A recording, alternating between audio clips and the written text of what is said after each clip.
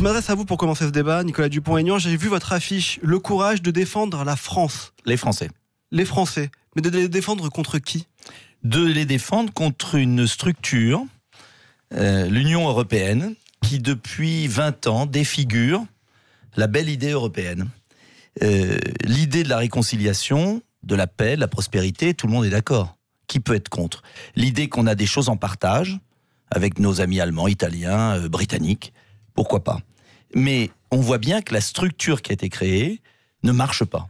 Et il n'y a pas besoin d'être Et elle ne marche pas, et d'ailleurs elle est rejetée par les peuples. Mais quand on défend, c'est qu'on est attaqué. Eh bien oui, mais quand on paye 11 milliards par an, une organisation qui favorise les délocalisations, les travailleurs détachés, l'immigration massive, et que ça ne marche pas, il y a un moment, vous revoyez votre copie, vous vous dites, tiens, qu'est-ce que je peux changer ? Je propose l'Europe qui me semble la seule qui peut marcher, c'est l'Europe des nations, on renvoie vers les nations la plupart des compétences, et en revanche, et c'est ma différence avec ceux qui veulent sortir, moi je ne veux pas sortir, en revanche, on bâtit des projets comme Airbus, à 4 ou 5 pays, à géométrie variable, dans 10 domaines, pour peser, oui, face à la Chine et aux États-Unis, dans les domaines où on ne peut pas agir seul. L'Union européenne, elle a effectivement d'abord mis en place des intérêts communs. C'était la politique agricole commune, la politique du charbon, de l'acier, etc., pour que ces intérêts communs nous évitent de nous faire la guerre.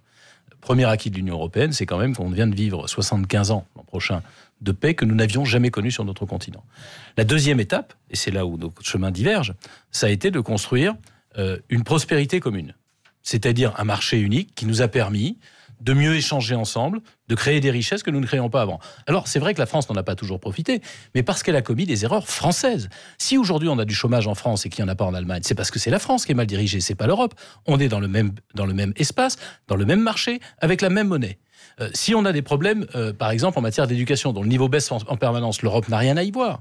Et il y a des dysfonctionnements européens que je concède volontiers, mais moi je ne veux pas, pour le compte, qu'on change la voiture. Aujourd'hui, l'Europe, c'est une voiture qui n'est pas terminée. On n'a pas mis les roues, on n'a pas mis le moteur. Forcément qu'elle ne peut pas marcher. Et quand on ne met pas les roues et le moteur, je vous prends l'exemple le plus criant, on a créé donc un même marché, avec une même monnaie, mais on n'a pas harmonisé la fiscalité et harmonisé les niveaux de protection sociale. Résultat, il y a du dumping social. C'est-à-dire qu'il y a des gens qui trichent avec la règle commune. Nicolas Dupont-Aignan dit... On arrête de jouer avec ces gens-là, et puis on fait autrement. Moi, je dis, on transforme l'Europe. Et là, il y a des projets fédérateurs qui peuvent effectivement se mettre en place. Nicolas Dupont-Aignan. Le problème de fond, c'est que la voiture que vous avez bâtie, elle a un vice de construction. Elle ne peut pas marcher. Et que vous n'arriverez jamais à avoir à 28 pays l'harmonisation fiscale, sociale, dont vous nous promettez des merveilles à chaque élection. Je propose qu'on accepte le marché unique, que sous conditions, donnant-donnant. Je prends un exemple, le Luxembourg et l'Irlande sont des pays qui trichent, qui font ce qu'on appelle des rescrits, des taux d'impôt à 0% quasiment en douce pour des multinationales. Eh bien, ces pays ne pourraient plus accéder au marché français. C'est-à-dire qu'à un moment, si on ne tape pas du poing sur la table, on continuera à subir. Alors, si je remarque l'histoire de la construction européenne, le début, la PAC, très bien la PAC, mais c'est qui l'a fait la PAC ? C'est le général de Gaulle qui a tapé du poing sur la table, qui a refusé la logique supranationale et qui a dit à ses partenaires allemands, maintenant ça suffit. La Grande-Bretagne a obtenu son chèque quand Mme Thatcher a tapé du poing sur la table. Monsieur Kohl a fait l'unification allemande, il n'a pas demandé l'autorisation des autres et heureusement pour lui. Donc il y a un moment, je pense qu'il faut changer de fonctionnement. Il faut revenir à une logique nationale de négociation, donnant-donnant. Et si le marché unique est à 5 pays, ou à 6. C'est protectionnisme sélectif. Vous voulez faire du protectionnisme. On ne peut pas éternellement donner des milliards d'euros chaque année. C'est comme une copropriété. Je prends l'exemple toujours de la copropriété. On est dans un immeuble. Il y a un syndic d'immeuble qui a des pouvoirs exorbitants, qui nous envoie une facture exorbitante, qui a supprimé les portes de nos appartements, qui veut se mêler de la vie quotidienne, de tout l'heure à laquelle on va manger, la couleur de la moquette, l'heure du départ en vacances. Ce syndic, est-ce que je vais déménager et vendre mon appartement parce qu'il y a un syndic complètement dingue ? Non. Je vais virer le syndic, je vais reprendre en main la copropriété avec les partenaires. Mais il y a les voisins dans l'immeuble aussi. Oui, mais c'est surprenant. Les voisins veulent changer aussi de syndic depuis un certain temps. Au début, on était tout seul en 2005 avec les Hollandais. Il y a les Italiens, il y a les Polonais, il y a les Hongrois, il y a les Autrichiens. Le fond du problème, c'est qu'on a laissé trop de pouvoir aux instances supranationales. On va écouter votre colocataire. Commission, Banque centrale et Cour européenne. Accepter l'appartement voisin. Ouais. D'abord, vous concéderez volontiers, monsieur Dupont-Aignan, que le seul parlementaire qui, en 2004, a voté contre l'élargissement de l'Union européenne aux 10 nouveaux pays membres, c'est moi. Je pensais que le problème n'allait pas être, comme vous venez de le dire, le trop fort pouvoir du syndic, mais l'impuissance du syndic. Aujourd'hui, le drame de l'Europe, c'est qu'elle est paralysée, parce qu'on a élargi sans transformer le mode de décision. C'est-à-dire en conservant l'unanimité qui est introuvable, ou même quand on est d'accord à 10, à 15, on ne peut pas avancer parce que vous avez, et j'ai beaucoup de respect pour eux, l'État de Malte qui dit non. La deuxième chose, c'est que ce que vous dites en réalité, je veux l'accès au marché en fonction de règles nationales. C'est en réalité la fin du marché unique, parce que ça veut dire n'importe quel pays peut très bien dire, écoutez, moi je vais favoriser tel secteur d'activité au détriment de mon voisin. Résultat des courses, il n'y a plus de marché unique parce que chacun va tirer à ue et à dia et on revient à des accords bilatéraux, il n'y a pas de marché unique. Et la dernière chose quand même que je veux relever, on dit en permanence l'Europe coûte de l'argent à la France. Ce n'est pas exact. Ah si. Parce que si vous prenez ce que nous donnons budgétairement et ce que nous recevons, bien sûr, mais la croissance, l'échange que nous avons avec nos voisins et le gain que ça nous donne pour le compte en exportation au sein de l'Union européenne, il est réellement très supérieur au coût d'investissement, si j'ose dire, qu'on met dans l'Union européenne. Si je peux répondre, on finance nos concurrents. Délocalisation, 500 000 travailleurs détachés, faillite de nos artisans, les transporteurs routiers, il n'y a qu'à voir les camions sur nos autoroutes. Alors, si vous trouvez qu'il y a des gains, nous sommes les dindons de la farce. Mais ça fait 20 ans qu'on fait une Europe qui a démissionné face aux États-Unis et à la Chine parce que la Commission européenne, elle est complètement infiltrée par les lobbies, les multinationales, et les États sont impuissants. Mais pourquoi vous y allez, monsieur Dupont-Aignan? Eh bien justement, parce qu'on lui a laissé les pouvoirs. Parce que la démocratie a été sortie de l'Europe. La seule démocratie qui existe, c'est les démocraties nationales. C'est là où il y a des votes. Il y a déjà une chose qui n'est pas normale, c'est que le président de la Commission, qui est un peu le Premier ministre de l'Europe en vérité, il ne va pas être désigné par les députés européens que 390 millions d'électeurs vont élire. Il va être désigné par 27 chefs d'État et de gouvernement, c'est-à-dire l'Europe intergouvernementale dont parle monsieur Dupont-Aignan. Et qui ils choisissent? Ils choisissent toujours le plus mièvre, le plus palot, celui qui les embêtera pas, qui ne portera pas de projet. Et on a au contraire besoin de quelqu'un qui puisse relancer l'Europe en la rassemblant autour de projets fédérateurs. Quand je propose par exemple la fin des contributions nationales, c'est-à-dire le chèque que les Français, que les Allemands font à l'Europe pour fonctionner, et le retour aux origines de l'Europe, c'est-à-dire elle était financée par des contributions extérieures. Taxes sur les produits carbonés que nous importons, taxes sur les transactions financières, impôts sur le tourisme européen. Ça permet, en l'occurrence, de rendre 91 milliards à la France et ça permet d'avoir tous un intérêt commun parce que ce qui ne fonctionne pas dans le budget européen aujourd'hui, comme chacun veut récupérer son chèque, il se trouve juste qu'il y a un détail, c'est qu'il n'y a plus de politique possible.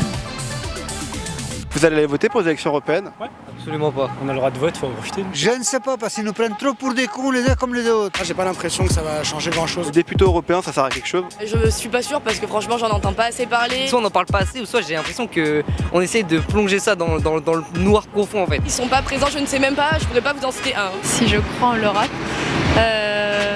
j'y crois parce que je suis très sensibilisée par les guerres qu'il y a eu avant et je sais que rien peut être parfait et que ça devrait être plus social, mais... Vous vous sentez européen, vous? Moi, je me sens juste un être humain, quoi. On est tous pareils, c'est tous dans le même bateau. Tout le monde connaît un peu la Bible, et dans la Bible, il y a l'histoire de la tour de Babel, vous savez, la tour de Babel avec tous les peuples qui se mettent ensemble pour créer une tour pour atteindre Dieu. Au bout d'un moment, Dieu dit, non mais attendez les gars, ça va pas le faire. Moi, je vous dis, vous pensez que vous pouvez atteindre le divin, mais c'est mort, je vais tous vous casser la gueule. Et j'ai l'impression, quelque part, pour moi, c'est ça qu'on essaie de faire avec l'Europe, qu'on essaie de tous atteindre quelque chose d'utopique et d'extraordinaire. Mais, à mon avis, à un moment ou à un autre, on va s'engueuler, ça va pas marcher. Au moins les avis sont clairs et tranchés dans cette vidéo, dans ce micro-trottoir. Est-ce que finalement le problème de l'Europe, c'est pas le fait qu'on n'en parle jamais, à part quand il y a des élections européennes? On parle jamais des programmes, on parle jamais de ce qu'est l'Europe. Les Français ne connaissent pas ça. C'est exactement le problème, et parfois même pendant les élections européennes. Ça fait quand même 3 mois qu'on est en campagne européenne les uns et les autres, et qu'il n'y a pas de débat sur l'Europe. Donc c'est pas que ce soir, c'est pas le cas. Et je vais vous dire pourquoi ils veulent pas parler de l'Europe. Parce que les socialistes et les républicains anciens UMP, à chaque élection, veulent pas qu'il y ait de débat parce qu'ils ont tout voté. Ils ont géré le Parlement ensemble. Ils se sont partagés les postes. 2 ans et demi les uns, 2 ans et demi les autres. Monsieur Bellamy nous explique aujourd'hui qu'il va tout changer, etc. Il dirige l'Europe en ce moment. Monsieur Juncker, et il est PPE, c'est-à-dire du parti de Monsieur Bellamy. Ils ont gouverné avec les socialistes. Alors s'ils disaient la vérité, s'il y avait une campagne européenne, je pourrais dire à Monsieur Bellamy qui refuse de débattre avec moi, je pourrais lui dire, mais expliquez-moi, vous dites comme moi sur les frontières, vous voulez des frontières nationales, mais c'est vous qui avez voté la disparition des frontières? C'est vous qui avez voté les crédits pour la préadhésion de la Turquie? C'est vous qui avez voté l'extension à la Serbie? Je partage ce que dit Nicolas Dupont-Aignan, c'est même pire que ça. Monsieur Bellamy, lors du seul débat qui était organisé avec tous les candidats, Je vais poser la question. Vous voulez le retour aux frontières puisque vous posez cette question à nos auditeurs? Très bien. Est-ce que vous allez mettre un douanier sur le pont de Kehl à Strasbourg que franchissent des Strasbourgeois et des Allemands tous les jours pour aller travailler les uns chez les autres? Est-ce que vous allez le faire à la frontière de la Belgique quand les gens du Nord et du Pas-de-Calais vont travailler tous les jours? La réponse de M. Bellamy, ça a été « Ah non, on n'en met pas sur le pont de Kehl à Strasbourg ». Ah bon, mais alors qui prend-on pour des imbéciles? Les Français à qui on dit qu'il y aura une frontière nationale alors qu'en fait il dit qu'il ne mettra pas de douaniers et de policiers, ou les terroristes et les clandestins qui vont passer là où il y a des douaniers mais qui ne vont pas passer là où il n'y en a pas? Je veux répondre.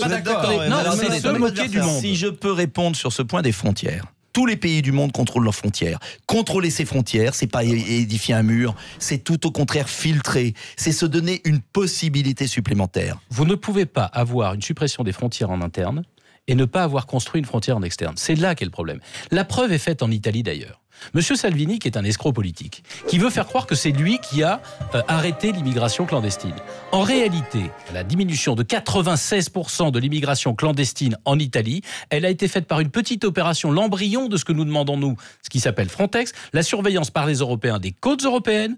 Et il se trouve que ça a été 1 an avant l'arrivée de M. Salvini au pouvoir. Il s'en attribue le mérite, alors que c'est l'Europe, pour le compte, qui a permis aux Italiens de protéger leur côte. Vous savez très bien que ça n'arrivera jamais parce qu'il n'y a pas d'accord des 28 pays, il n'y a aucun accord des 28 pays. Donc c'est un rêve français qui dit on va mettre une porte à l'immeuble, rassurez-vous, il y aura des grilles et tout. Ça ne se fera pas. Donc on restera dans l'entre-deux. Eh bien, en attendant que vous montiez ce magnifique projet, allez demander aux douaniers bulgares, aux douaniers grecs de contrôler leurs frontières. Moi, je préfère que ce soit des douaniers français. Quand quelqu'un a mis le pied sur une côte européenne, vous ne l'empêcherez jamais de franchir le Rhin, les Alpes ou les Pyrénées. Je préfère qu'on contrôle nos côtes parce que mais là, vous avez Pas. Mais bien sûr que si. Mais allez voir la Grèce, comment ça c'est. Vous ne pouvez pas les contrôler. L'Italie, 96% de baisse avec à peine 600 hommes mobilisés. Allez. Nicolas Dupont-Aignan, est-ce que vous pouvez me donner la capitale de Chypre, s'il vous plaît? Nicosie. Jean-Christophe Lagarde, la capitale de la Lettonie? Comme je confonds toujours entre la Lituanie et la Lettonie, je peux pas vous dire. Riga. Et qui a composé l'hymne européen, Nicolas Dupont-Aignan? C'est l'hymne à la joie, non? Oui. Qui l'a composé? Vous savez, Jean-Christophe Lagarde? Beethoven, exactement. Est-ce que vous serez candidat en 2020 au municipal, Jean-Christophe Lagarde? Adam aussi. Oui, comme conseiller municipal. Très bien. Et vous, ailleurs? Comme conseiller municipal, je ne peux pas me détacher de ma ville que j'aime. Et surtout, la suppression du cumul des mandats est une absurdité. On a vu le résultat à l'Assemblée au bout d'1 an et demi. Jean-Christophe Lagarde, est-ce que vous avez été voir Avengers au cinéma? Non, j'ai pas le temps d'aller au cinéma en ce moment. Nicolas Dupont-Aignan non plus? Non, je l'ai pas vu, malheureusement. Nicolas Dupont-Aignan, vous allez faire combien aux européennes, selon vous? Le maximum. Combien? Un chiffre? Et je ne dis jamais de chiffre, c'est les Français qui décident. Jean-Christophe Lagarde, pareil, je suppose. Je ne suis pas pronostiqueur, je suis un combattant, je combats pour mes valeurs et mon projet. Le 9 mai prochain, ce sera la fête de l'Europe. Avec qui vous allez faire la fête, Nicolas Dupont-Aignan? Avec mon équipe, ma liste, et nous allons faire des propositions pour lutter contre l'évasion fiscale. Super fête, Jean-Christophe Lagarde. Avec des personnes qui seront en Indre-et-Loire où je me déplace le 9 mai pour convaincre que l'Europe nous est indispensable et qu'on doit la transformer. On ne pas la fête ensemble, en tout cas. Merci à tous les deux.